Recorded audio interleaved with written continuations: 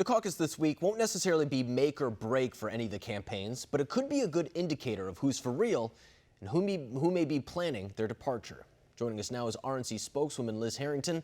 Liz, thank you very much for joining us tonight. So this past week, we've really seen a ramp up of the Bloomberg campaign. I mean, he's the guy who kind of came into this race. He has deep pockets. He's kind of a little bit different of a candidate than the other ones currently in the race. Does this change anything for the Republicans? No, he actually fits right in with this leftward lurch, big government, vast expansion of bureaucracy, which really was his hallmark in New York City. He bought himself a third term, but didn't want the new rules to apply to anyone else, and quickly said de Blasio shouldn't get a third term, his successor. And he has been advocating these big government nanny state policies for decades. And the comments coming out recently, when people have just started to take a look at his past record, it's very jarring. He looks down on people. He wastes a lot of his own money, but he doesn't really have much to run on that's much different from what the Democrats are offering on the debate stage, which is far left, vast expansion of government in healthcare, in energy, and every aspect of our lives. And to that point, too, right now Bernie Sanders remains the front runner in the Democratic Party.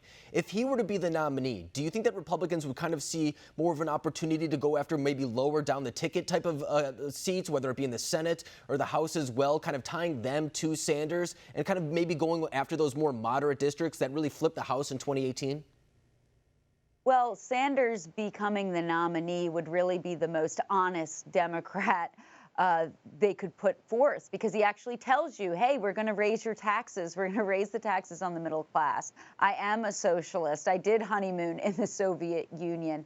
So clearly there's a good opportunity to show the contrast of where the energy is in the Democrat Party and all the prescription that they're selling, which is vast expansion, government takeover of private industry, which really makes it no different. If Sanders gets the nomination, which clearly he does seem to be the front runner, all of these candidates are advocating the same thing. They're saying, Pete Buttigieg just yesterday said, to be honest, I don't care if private insurance no longer exists, because that's the goal here. They want to expand government.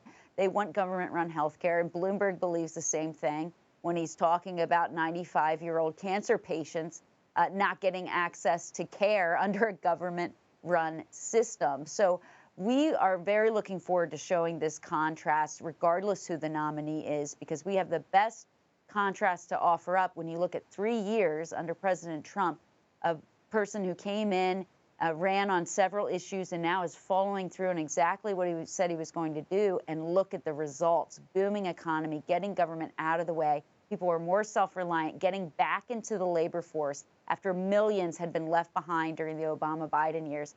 We are very excited about showing that contrast, regardless who the Democrat nominee is. And I just want to note about the Buttigieg thing. It wasn't too long ago when he was in Iowa saying, we're in an insurance town. And he's kind of been accused of flipping on that issue a couple times. Now he's saying that private insurance isn't necessary. That's kind of the position that he started with when he was first a Medicare for All advocate. And now, of course, he seems more of a moderate lane in order to get more support. And speaking of those moderates, too, we hear right now that those moderates, if you tally up all their votes, have more support than someone like Bernie Sanders. But those moderates can't seem to hold a lead. We've seen Joe Biden go from front runner to, I think it was 5th place in New Hampshire. We've seen Amy Klobuchar climb only to drop again. Buttigieg climb to drop again.